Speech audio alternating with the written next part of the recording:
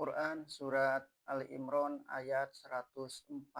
A'udzu billahi minasyaitonir rajim.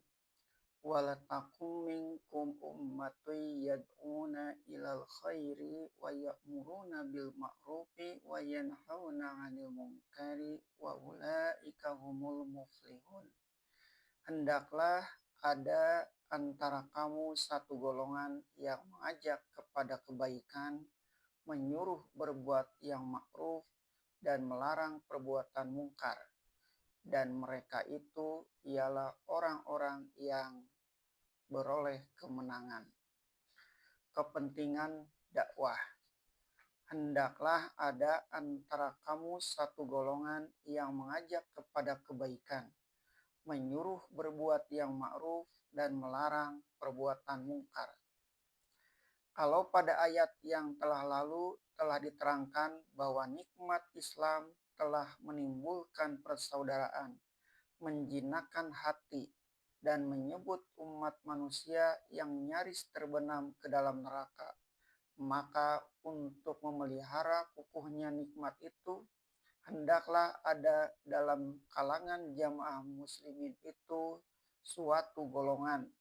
Dalam ayat ditegaskan suatu umat yang menyediakan diri mengadakan ajakan atau seruan, tegasnya adalah dakwah, yang selalu mesti mengajak dan membawa manusia berbuat kebaikan, menyuruh berbuat ma'ruf, yaitu yang patut, pantas, dan sopan, dan mencegah, melarang perbuatan mungkar yang dibenci dan yang tidak diterima.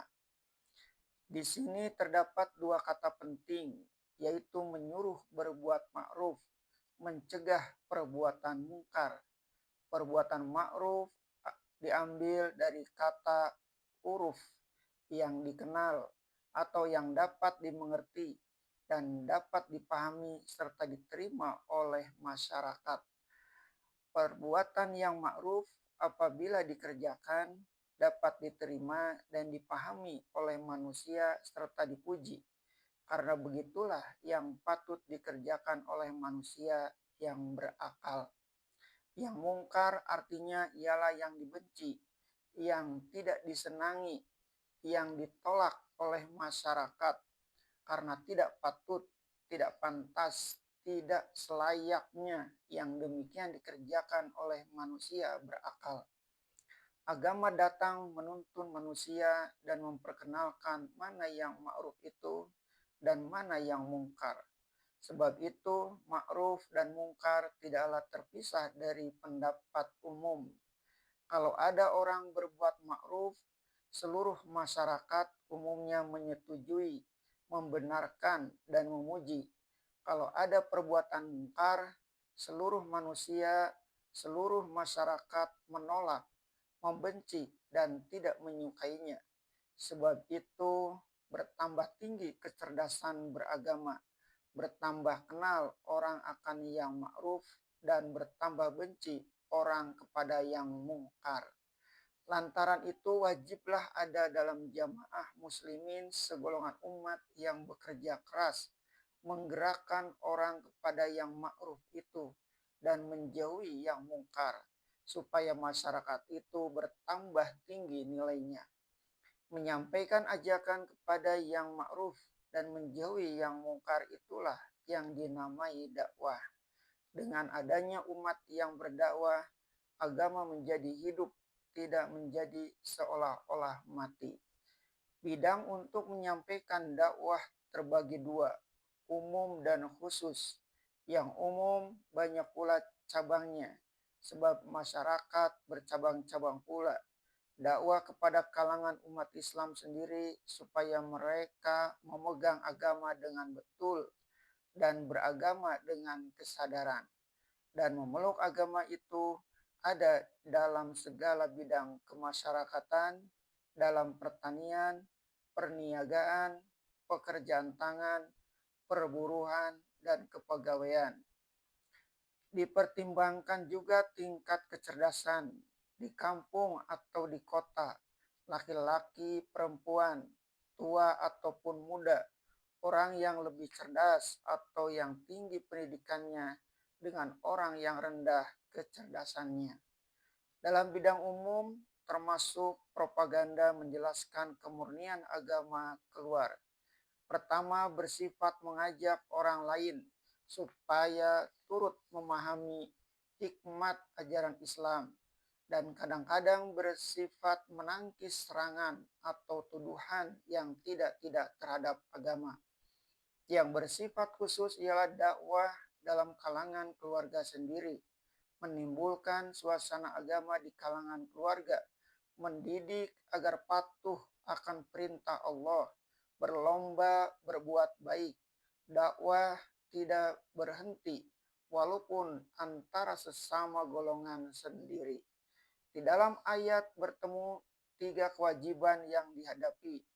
Dua berpusat pada yang satu mengajak pada kebaikan. Dia menimbulkan dua tugas. Pertama menyuruh berbuat ma'ruf, kedua melarang berbuat mungkar. Setengah ahli tafsir mengatakan bahwasanya yang dimaksud dengan al-khairi yang berarti kebaikan di dalam ayat ini ialah Islam, yaitu memupuk kepercayaan dan iman kepada Allah, termasuk tauhid dan makrifat. Dan itulah hakikat kesadaran beragama yang menimbulkan pengetahuan untuk memperbedakan yang baik dengan yang buruk, yang ma'ruf dengan yang mungkar. Selanjutnya ialah timbul dan tumbuhnya rasa kebaikan dalam jiwa yang menyebabkan tahu pula dan berani menegakkan mana yang ma'ruf dan menentang mana yang mungkar. Kalau kesadaran beragama belum tumbuh, menjadi sia-sia sajalah menyebut yang ma'ruf dan menentang yang mungkar. Sebab untuk memperbedakan yang ma'ruf dengan yang mungkar tidak lain dari ajaran Allah. Oleh sebab itu dapatlah diambil kesan bahwa di dalam mengadakan dakwah hendaklah kesadaran beragama ini wajib ditimbulkan terlebih dahulu. Suatu dakwah yang mendahulukan hukum halal dan hukum haram sebelum orang menyadari agama adalah perbuatan yang percuma, sama saja dengan seorang yang menjatuhkan talak kepada istri orang lain. Di sini kita bertemu dengan dua kata penting, yaitu pertama ummatun yang berarti umat. Hendaklah antara kamu ada satu umat. Yang kedua kata yad'una, yaitu melancarkan dan menjalankan seruan. Tegasnya adalah dakwah. Dari ayat ini dapat dipahami bahwa di kalangan umat Islam yang besar jumlahnya ini, dewasa ini tidak kurang dari 900 juta bilangannya, hendaklah ada lagi segolongan umat yang menjadi inti, yang kerjanya khusus mengadakan dakwah, atau hendaklah seluruh umat itu sendiri sadar akan kewajibannya mengadakan dakwah. Sebab kehidupan agama, kemajuan dan kemundurannya sangat bergantung kepada dakwah. Ayat yang mengatakan hendaklah ada antara kamu segolongan umat yang menyeru kepada kebaikan. Jelaslah bahwa bidang yang akan dihadapi oleh umat pemegang dakwah itu ada dua. Pertama, dakwah ke dalam kalangan umatnya sendiri, dan kedua, dakwah keluar kalangan Islam. Pada zaman hidup Rasulullah SAW dan beberapa waktu kemudian setelah beliau meninggal dunia, orang-orang telah beragama Islam sendiri masih menerima dakwah langsung dari Muhammad SAW dan para sahabat beliau. Maka hukum-hukum yang belum diketahui mereka minta penjelasannya kepada Rasul. Kalau tidak tahu, mereka bertanya. Dan setelah zaman Rasul dan zaman sahabat berlalu, datanglah ulama-ulama sejak tabi'in sampai kepada tabi'in sampai kepada ulama mutaqaddimin. sampai kepada ulama mutaakhirin melanjutkan dakwah dalam kalangan Islam sendiri supaya muslim itu sadar terus akan agamanya. Dalam pada itu diadakan pula dakwah keluar, memberikan pengertian tentang hakikat kebenaran Islam kepada orang-orang yang belum memeluknya.